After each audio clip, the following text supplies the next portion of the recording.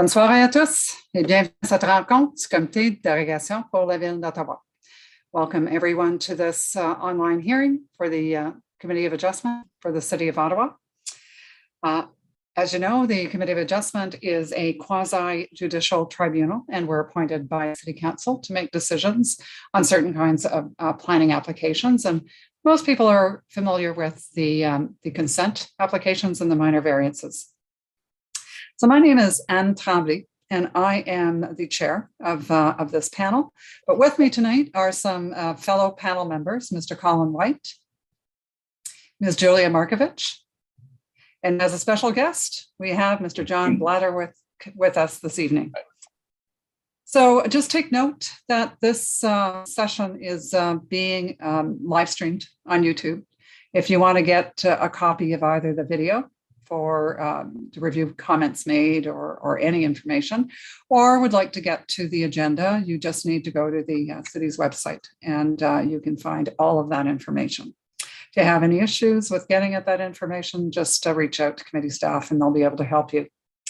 So with us tonight, we have committee staff. Without them, we would not be able to make these online hearings or any hearings, even in person, work. And so I would like to introduce, we've got Mr. Alex Jones helping us out this evening as a coordinator. We have Ms. Emily Byers and Ms. Mandy Nguyen. And of course, we also have our Secretary Treasurer, Mr. Michel Benmar, helping us as well. So before we begin, there are a number of issues that affect development within the city. This committee's jurisdiction is, however, fairly limited. The kinds of things that we cannot talk about are essentially anything that's not related to the applications that are before us. So our job is to really focus on what the applications are and what the requested relief from the zoning bylaws is, or consent applications and all, survey information, that kind of thing. That's what we pay attention to and that we really need to as part of making our decisions. What we can't really take into consideration are things that are outside of the proposal or the requested relief. So if there's an issue with massing or height that doesn't in any way require relief from the zoning bylaw, those are things that we can't cover and that we really can't talk about. So we can help maybe in terms of trying to address ways to get more information from city staff, but we don't deal with those issues before us unless, as I say, they're part of the application. So we also don't deal with any issues that relate to pollution on property maintenance, property values. All of those things, again, are outside of this panel's jurisdiction. We also don't talk about prosecution for illegal construction because we deal with all applications as if none of that has happened. We deal with it on face value. What is it that's before us? We won't entertain any disrespectful comments about agents, landowners, residents, neighbors, none of that. So please be respectful at all times. Also, if we find during the course of discussion that greater relief is required to a minor variance, or that another aspect of a conveyance application is missing, whether it's a joint use and maintenance application, or if it's not specifically stated in the notice, and if we don't, and if we are looking for greater relief than what's being proposed, then we do need to adjourn the item and allow for a recirculation, and we'll be sure to do that in those cases. So as part of the statutory declaration notification requirements, each applicant is expected to post a sign on their property. And then they need to file a statutory declaration with us to say, in fact, that they have done that. These are regulations under the Planning Act. So previously, we used to get hard copies of these. Now we're doing them orally. So for those applications that we will hear, I will read out I'll read out the declaration, and then I'll ask you to either affirm or swear that the elements are true. So we have 4 members tonight. I don't believe we're going to have an issue with quorum. The only concern always comes down to technology. Do we lose quorum because of that? Knock on wood. We have never had that happen yet. So, and I think with 4 members, I think even if that happens, if we lose a member, we're still good to go. If in the unlikely event that we wind up with less than what we need for quorum, then we'll need to step down the remainder of the applications to the next meeting if we can't in reasonable time reconnect that member to the hearing process, because that's, of course, the first thing we'll try to do. So in terms of the hearing process, so you saw at the outset on the screen, for those of you who joined prior to 6:30, the list of applications that we're going to be hearing tonight. So the order of those applications is, there's no rhyme or reason to it other than the fact that those are in the order the applications were actually submitted. So sometimes we do deal with applications differently, depending on the complexity of the applications. Tonight, I think we'll deal with the order pretty much as set out in the agenda. So the other thing that we've transitioned to a little bit on online meetings is fewer presentations. So sometimes we fast track an application, which means that we'll simply go straight to the committee members and ask them if they have any questions for clarification purposes. Once that's done, we will go to the public portion, starting with folks who are on our speakers list, and then give an opportunity to anyone else who would have an interest in the application to come forward. Once that's done, the committee gets a chance to deliberate, ask maybe questions of speakers that have come forward, and then we will take a vote. And of course, the vote can be either a granting of the application, a denial of the application. We can adjourn if we find that greater relief is required to a minor variance, for example. And in the very exceptional cases, we reserve, and I don't believe we'll have any applications tonight that will be reserved. That simply means a decision is still made during this evening, just not inside this hearing. So we reconvene and then make the decision immediately following this hearing. So with that, then do know that once we have made a decision, we then have a portion of that decision that is circulated or distributed within 10 days of the hearing. And that decision will outline the reasons for the committee's decision. And all of the decisions of the committee are subject to a 20-day appeal period, during which time the decision can be appealed to the Ontario Land Tribunal for a fee. So that's the end of my opening remarks. So we're going to go straight to the orders of business. I need to ask, is there any member who has a conflict of interest with any of the applications that are before us tonight, or that were before any of the panels 1 or 3 previously today? All right. For the record, I am not seeing any declarations of conflict of interest. We also do not have any minutes to confirm for this evening. So we're going to go to the next item, which is the adjournment requests. And I do have one that's for applications 2 and 3. And I believe I am looking for on that the applicant or agent, which would be Mr. Chris Simmons, and it's for 1992 Alta Vista. So if I could have Mr. Simmons.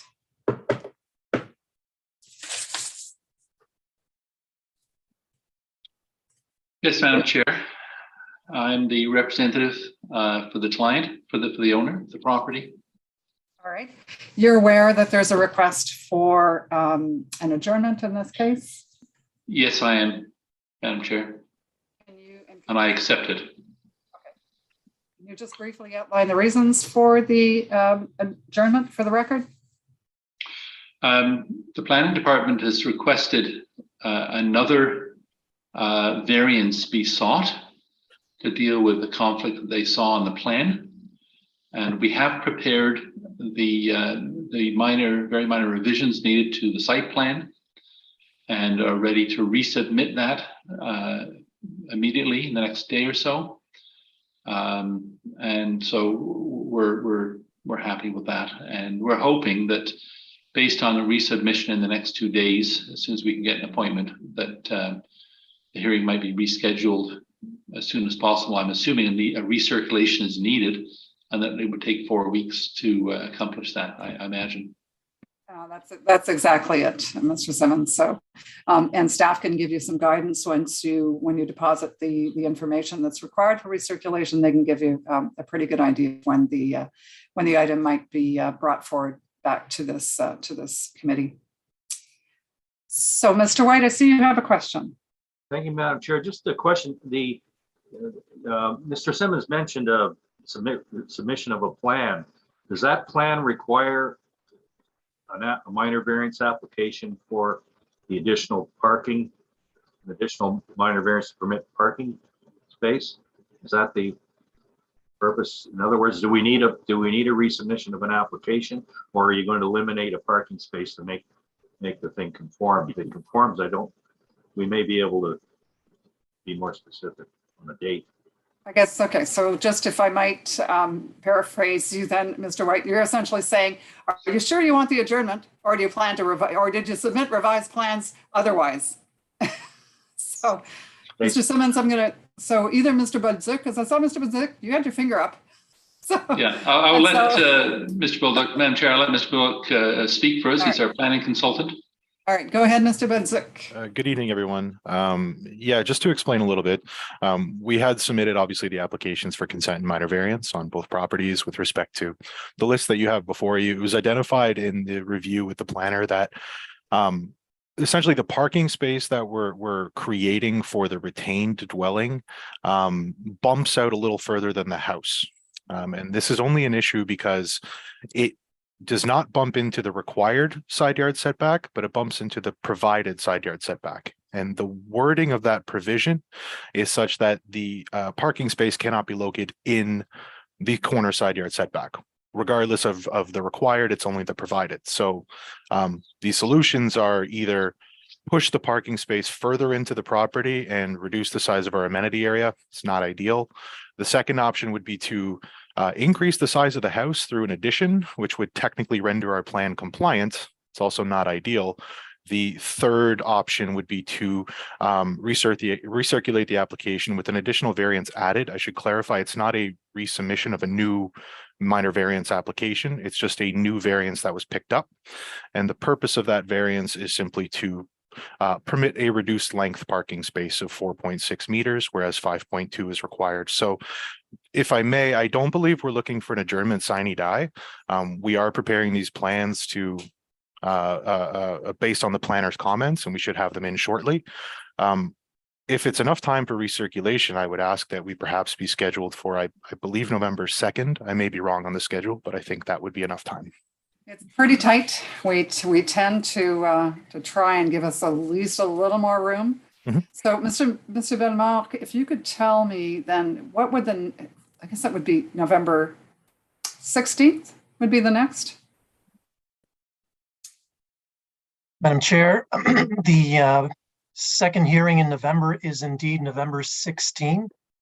However, if the panel chooses to adjourn this sine die, we will take that as a direction to schedule this to the next available hearing, which could indeed be November 2nd. All right. So does that give you any comfort, Mr. Budzik? It's my understanding that a recirculation fee would apply if it's adjourned sine die, whereas if it's scheduled to another hearing, I don't believe that fee applies. Is that correct? Oh, no, I don't think so. You're looking at a recirculation. No, because you're changing the content of the application, right? So it needs to be recirculated one way or the other. Okay, thank you. All right. Okay, in that case, we're going to go with sine die, and then you can speak with staff about trying to get the date that you really have in mind. All right, when you submit your materials. All right, any questions or comments by committee members? No. All right, if that's the case, I think we're ready for a vote. So all those in favor for an adjournment sine die on this application? Okay, for the record, the decision is unanimous. So good luck, gentlemen, and we'll look forward to seeing you back. Thank you very much, Madam Chair. Thank you, Madam Chair. Have a good evening. All right, so that brings us to another application that doesn't have an adjournment request, but I think that we should have a discussion about. And I'm looking for Mr. Segreto on items 6 and 7 for 271 Queen Mary Street?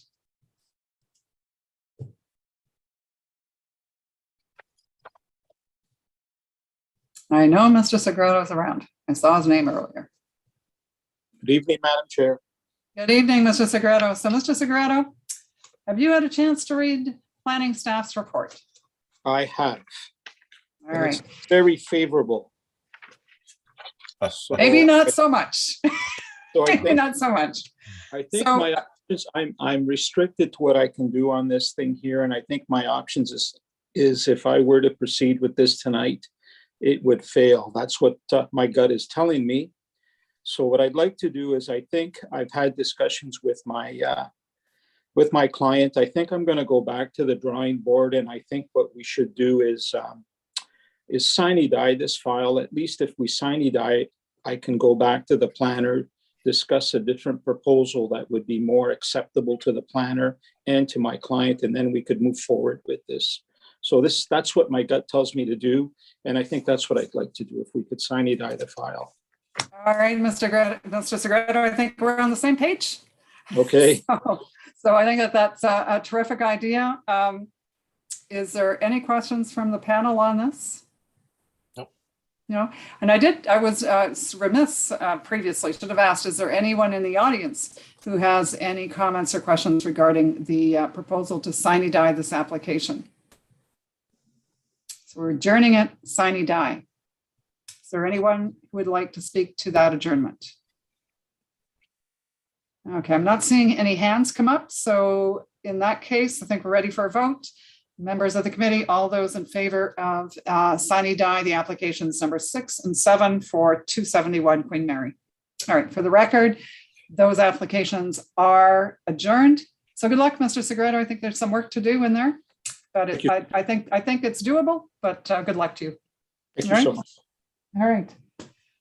Okay, with that, then we can go to the applications that are before us. So number 1 is for 306 Palace Street, and I'm looking for Arjan Sour.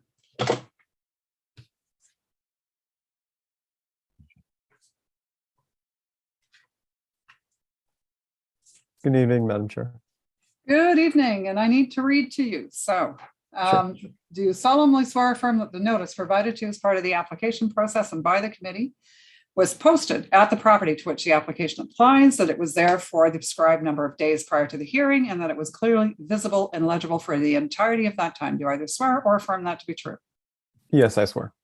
Ah, perfect. Okay, with that, we don't require a presentation from you this evening, so I'm going to open it up to questions from members of the panel. Anybody for any questions? Mr. Sewer, you have your hand up. I don't think you intend to do that. So, Okay. All right, I'm looking for questions from the panel members. All right, I'm not seeing any questions come forward. With that, then, it's going to be pretty straightforward. Sorry, Madam Chair. I just wanted to make sure we looked at the conditions for the application. And we agree with all of them, but we did speak with staff. We spoke with Nancy Young about rewording condition number 2, which is to require a 50mm tree on the properties. I don't know if you have the.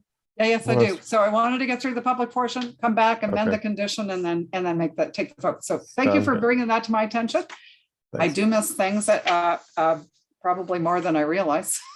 So we'll come back to it in a minute, if that's okay. Just want to open it up to the public portion. I don't believe I have anyone. No, I have no registered speakers. So is there anyone in the audience who would like to come forward and speak either for or against this application? Now's your chance. Just raise your hand. We can bring you into the panel side of this hearing. All right, I'm not seeing any, so I'm closing the public portion down. And with that, then back to our conditions. So you've looked at all of the conditions, Mr. Sewer. Yeah. We looked at all of them and we agree with all of them. You agree with all of them, save and accept, and you agree with all of them, but as amended. So for the record, we are amending condition number 2 to add, following the last word in the paragraph, and or streetscape where adequate soil volume can be provided. I believe that that's the wording, correct? Correct. Yeah. All right, perfect. Okay, so that's what we're dealing with. Mr. White, I see your hand is up. Thank you, Madam Chair. With respect to that revised condition on tree planting, perhaps the forester can answer this question. I noticed that we've added the provision that the planting take place and or enhance the urban tree canopy and or streetscape where adequate soil volume can be provided. The question is, if this is to be put on the city road allowance, is the applicant in this case responsible for the provision of the tree and the cost to have it installed? That's the decision that's taken, that it should be in the city road allowance. An excellent question, Mr. White. So Ms. Young? Hi there. Great question. And through you, Madam Chair, my colleague, Ms. Murray, is going to respond. All right, thank you. Welcome, Ms. Murray. Thank you. Thanks, Nancy. Through you, Madam Chair, the answer is yes, Mr. White. And the detail of the condition there is if there is an adequate space on site proven by the applicant, then a tree will not be required to be planted on the.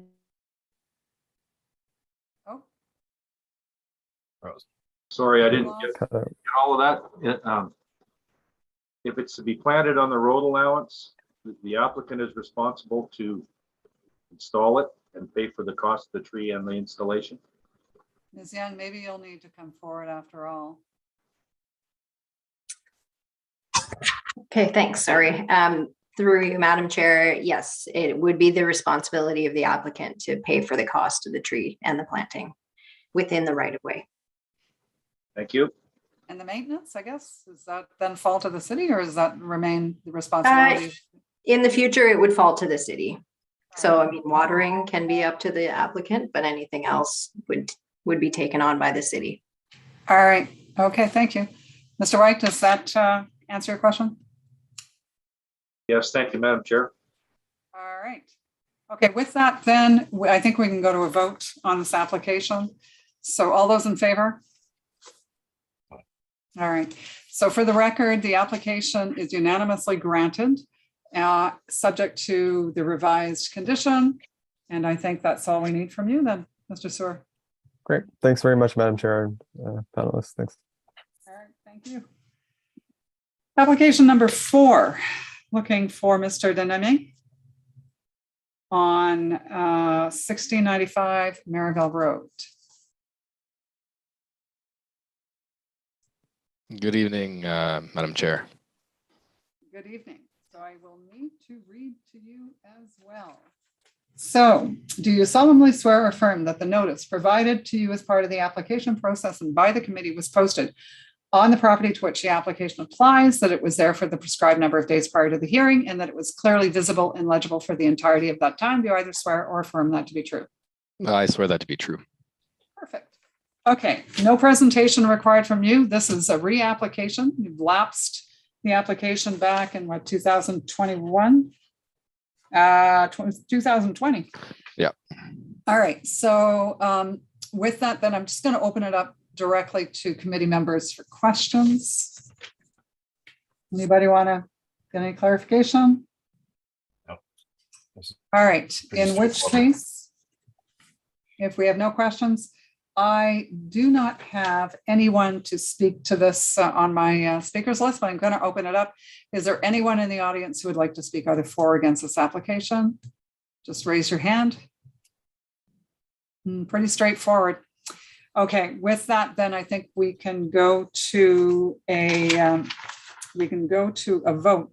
Before I do that, though, I just a little housekeeping item that I think I forgot, to be honest with you. So, Mr. Denham, are you aware that staff has reworded some of the information that was provided on the notice? I saw the planning report that it had some changes and no concerns with the changes. All right, for the record, I'm just going to read them quickly and then we'll get your confirmation. So what we have is the leased lands are shown on parts 2 and 3 on Plan 4R 19-368 filed with the application and have striking with a frontage, and we've got that part on Maryville Road, striking the word "to," a depth of 154.04 meters, and striking will contain a lot area of, and now we're adding again, 3,500 square meters. That's the extent of the changes to the first paragraph. The second paragraph is the remainder of the lands, and we're striking contain a second-story commercial retail building shown on part 4 of 4R 19-368. Now we're adding contain an existing one-story commercial retail building that is not subject to the proposed long-term lease, and we're striking located on the western portion of the property. Just confirm again, that'd be great. And with that then, okay, so I don't believe we had any public input, no questions. I think we're good to go. We've done the housekeeping bit, so all those in favor? Okay, for the record, the application is unanimously granted. So thank you, Mr. Denemy. Thank you, Madam Chair. All right. So that brings us to the last application, which is for 130 Carillon Street, looking for Mr. Hume.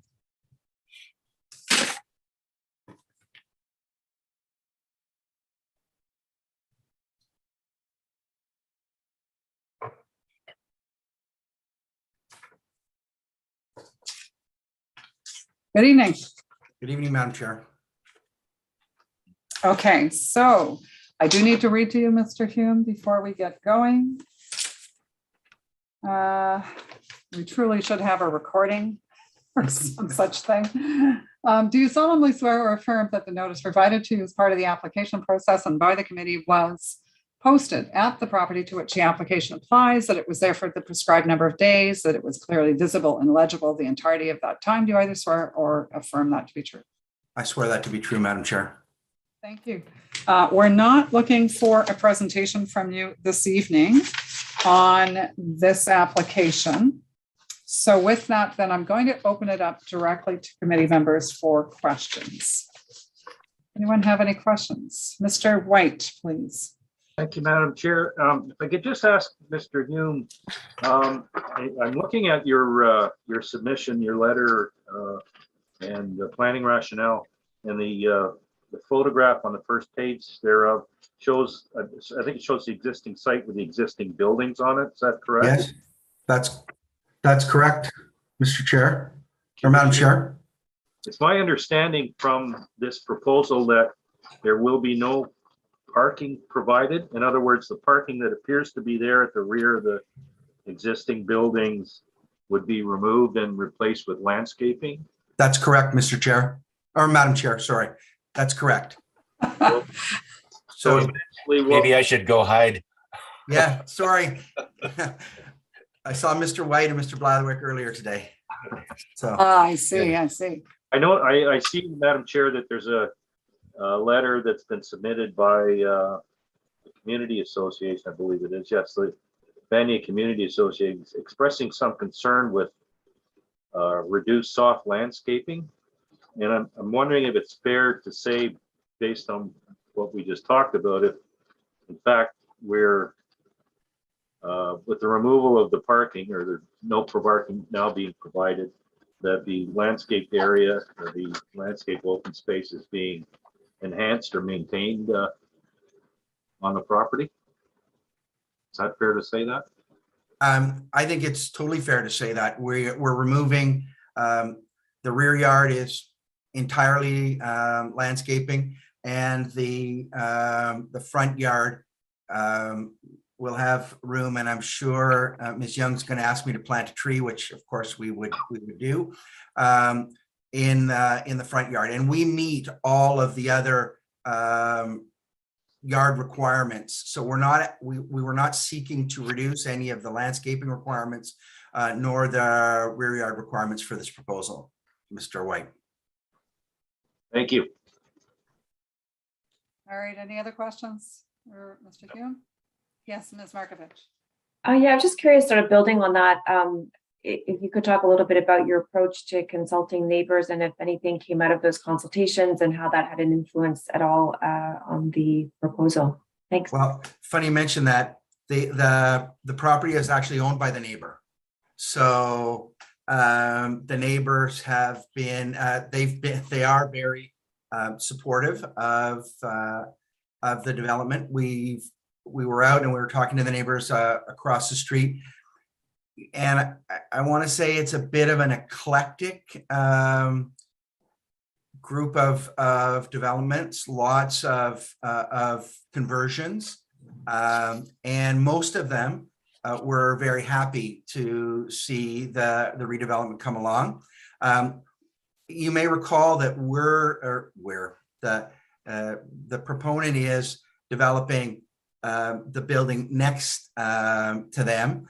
And we did get some feedback from one of the residents on like how that construction was going and the interchange between neighbors, which we've responded to. But overall, it's been very well received. Thank you. Mr. White. Sorry, Madam Chair, just to follow up.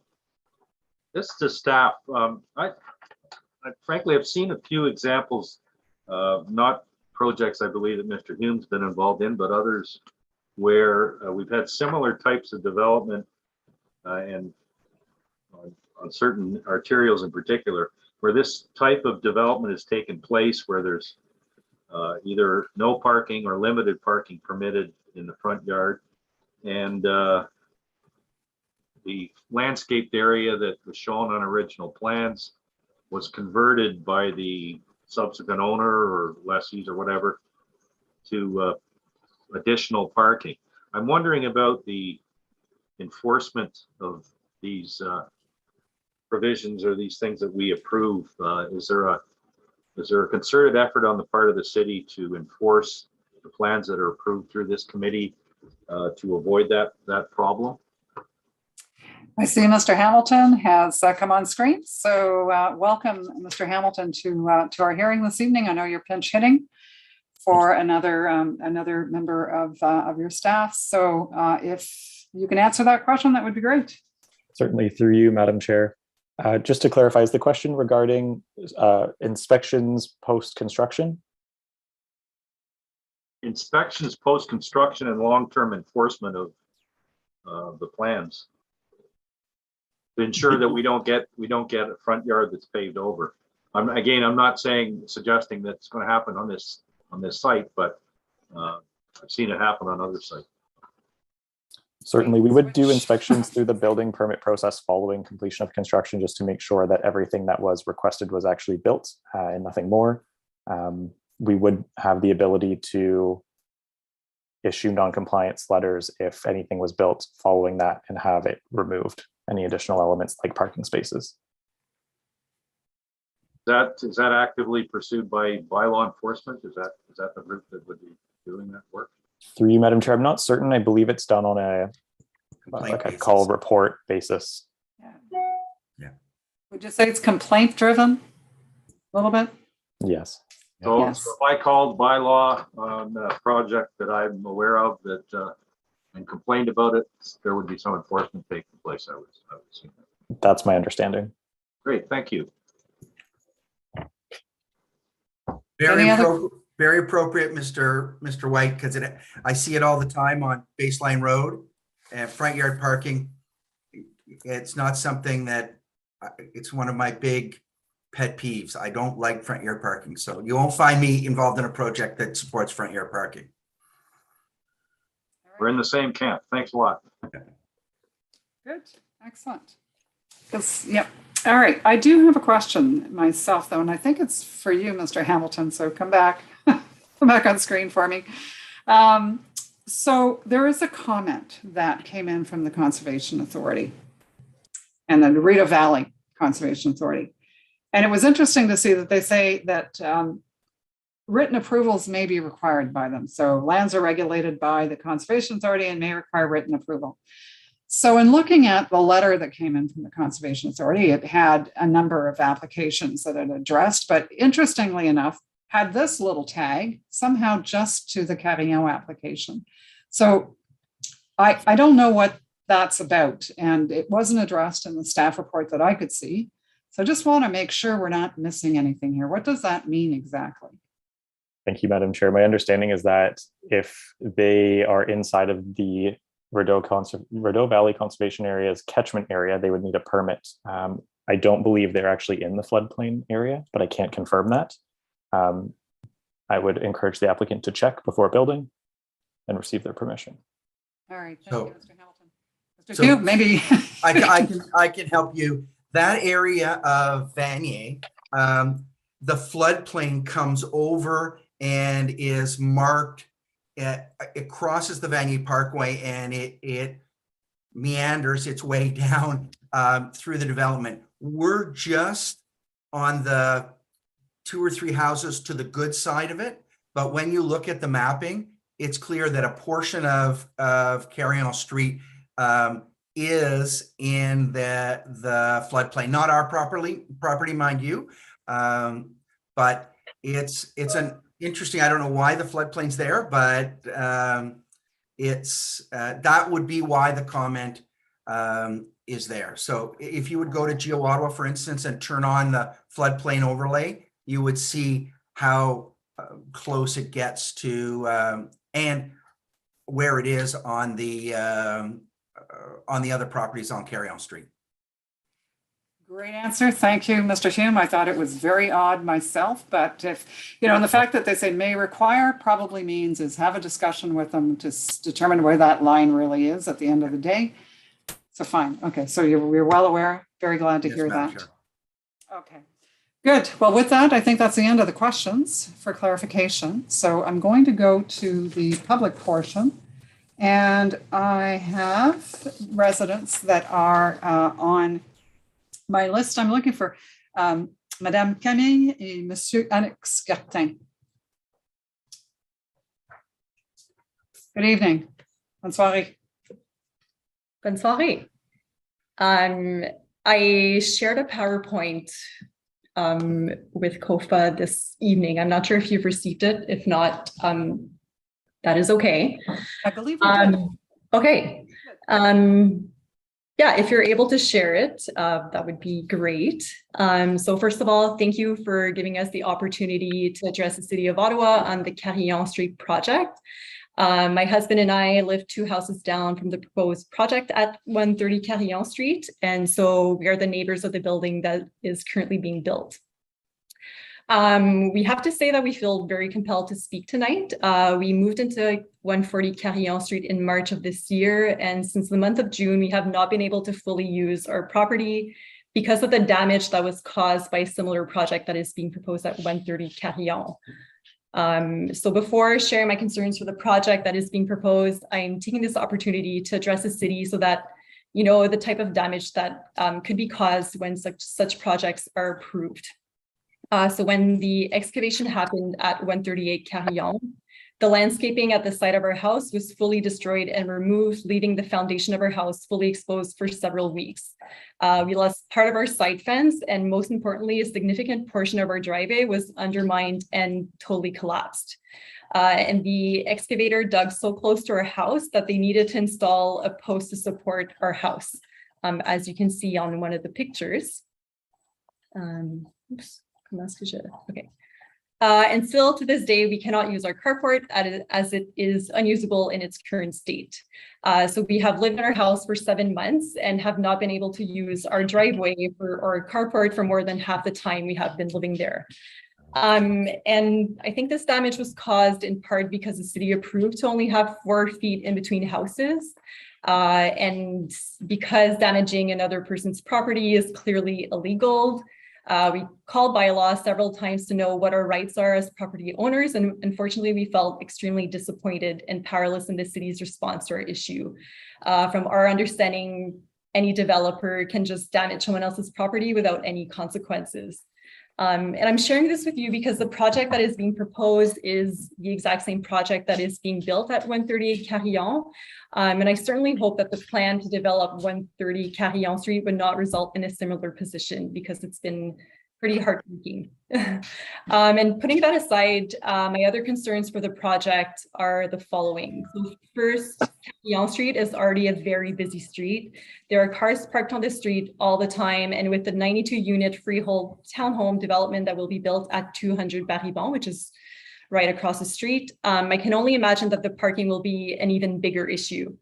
So if the building provides no parking spots, where are people in the proposed project going to park? And the street is already very busy. It is a gateway to the Vanier Parkway and close to the biker church that also provides no parking. So we're concerned that the street will no longer be safe for our children playing on our street. And second, we're also concerned about the garbage situation, what it will be like for the units. And finally, it has been mentioned, but our neighborhood is also concerned about the lack of greenery in Vanier. So the project at 138 Carillon Street has already removed at least 2/3 of the tree that we share with the Desmarins group. So our tree in our backyard has been, part of it is gone. And a full tree was removed in their backyard to allow for the construction of the building. Of course, this is allowed, it's their property and that's fine. But there are some nice trees on the 130 Carillon Street property, and I can only imagine that they will need to be removed given the structure of the building. So again, thank you for the opportunity to speak. All right, thank you so much for your comments. And I am truly sorry to hear and to see the extent of damage that has occurred as a result of that construction project. It is outside of this committee's purview, of course, but I think you have one person that's the right audience for sure, and that's Mr. Hume that's with us this evening. I believe it's the same owners, so we're looking at quite possibly the same constructors. I think there's quite an issue. So, Mr. Hume, if you could make it maybe a point of yours to get in touch with the Gertins and have that discussion with them and see if there's a way to remedy some of this. I understand, Madam Chairman, that I'm not on the construction side, as you understand. I understand that the city has given the Desmarins Group an order to comply, so they're required to reinstate the damages. And I understand that the construction team was out actually today meeting with them to go over what the plans are going to be, not only for the reinstatement of the driveway, but the reinstatement of sort of the shared property in between the two houses. So and it was actually part of the consultation that I referenced, Ms. Markovich, we got a feedback from the neighborhood, or I did, about the situation that was going on here, which stimulated the discussion internally at the Desmarins Group. Okay, go out, you got to meet with them. Have you met with them? What's the situation? So there is an order to comply. The Desmarins Group won't get an occupancy permit until that order to comply has been satisfied and the city has withdrawn it. And the construction team, as I understand it, met with the neighbors today, actually, to go over what they were going to do and how they were going to repair the situation. All right. So do you know if, and the Gertins are not on screen, but I'd be interested to know whether or not they have a copy of that order to comply, so that all of the elements that are that are of issue are on that? Is there any way to get a copy of it to them if they don't already have it? Yeah, I don't know if they have it. I've not seen the order to comply. I just know that that a city inspector was called to the site when it first happened, and the Desmarins Group were given an order to comply. All right, so thank you for that. Mr. and Mrs. Gertin, are you in receipt of that order? Do you have a copy of that order to comply? All right. So what I would suggest is that you contact the city's building group tomorrow and ask for a copy of that, being directly affected, and the intent really to be sure that everything that you need to have covered off is covered off. Have you had a chance to meet with any building official as a result of any of this? Did they ever come out to site?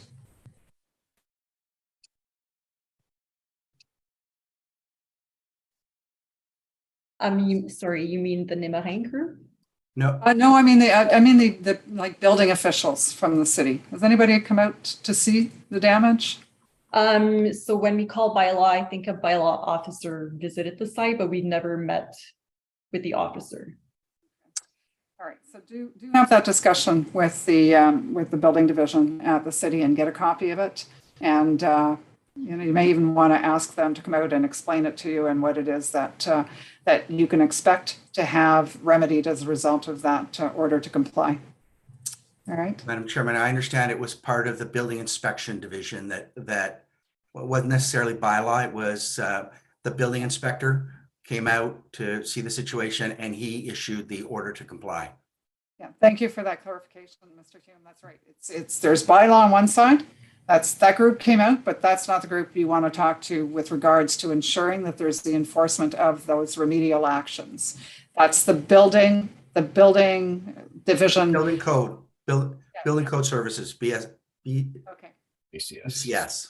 I wasn't quite sure what they were called today, so that's the group that you need to talk to about that. So I'm going to wish you good luck with that, because it's definitely can be quite disappointing, especially if you just bought the house like within the last year. So you know, I didn't even have a chance to use that driveway that much. So anyway, good luck to you with that, and thanks again for your comments. I do appreciate it. The committee does appreciate it. Any questions for the Guptings before they go? No. All right. Thank you again. So with that, is there anyone else in the audience who would like to come forward and address the committee on this application for minor variance? All right. I'm not seeing anybody come forward. I don't believe there's any other issues to discuss. Mr. Hume, I think we're ready for a vote, members of the panel. So with that, then all those in favor? All right, so for the record, the application is unanimously granted. And then, so the only other comment I wanted to make, and this was one of the concerns from the Gartins, and it has to do with the lack of parking. So the only comment I'd like to make on that, just for maybe the Gartins and anybody else who may be interested, is we've seen more and more of these developments that are coming forward without any parking being provided. In fact, more and more different kinds of residential land uses are not required to have parking attached to it. That in favor, of course, of trying to promote the use of public transit and in other modes of non-vehicle, if you will, transportation. So I think that's very encouraging. What really comes down to is, you know, does that translate into more demand for on-street parking? I guess that's the kind of thing that you have to watch over time. Our hope is that that's not the case, that you know, it does result in less demand for vehicles and the use of vehicles. So it'll be interesting to see. Hopefully that'll come out in some of the monitoring reports that the city surely undertakes to gauge that. So with that, then the application is granted, as I said, Mr. Hume, and good luck with that project. And hopefully some changes to the construction methodology will happen. I know you're not involved, but you're a good connection to the right people. No, I'll make sure. Madam Chair, I'll make sure to get the order to comply and make sure that it's delivered to the Gurtas with the building inspector, the building inspector contact information. So I see that. Oh, well, that's perfect. Then thank you so much. We do appreciate that. So with that, I think that brings us to the end of our agenda for the evening. So I do need a motion to adjourn. Any takers? Mr. White, seconded by Ms. Markovich. And with that, before we go, I just wanted to thank staff as always for your support, in this case, planning and forestry staff. Thank you, Mr. Hamilton, for joining us and providing that assistance. We always appreciate that. Also, even though we didn't see Ms. Clazero this evening, thank you for being here. Ms. Young, and then Ms. Murray. So Ms. Murray, are you joining us regularly from now on, or what can we expect? Or is there a segue happening here that we should know about? Not a segue, but hopefully you'll see more of me. We haven't really established what our schedule is going to be, but I'm here to help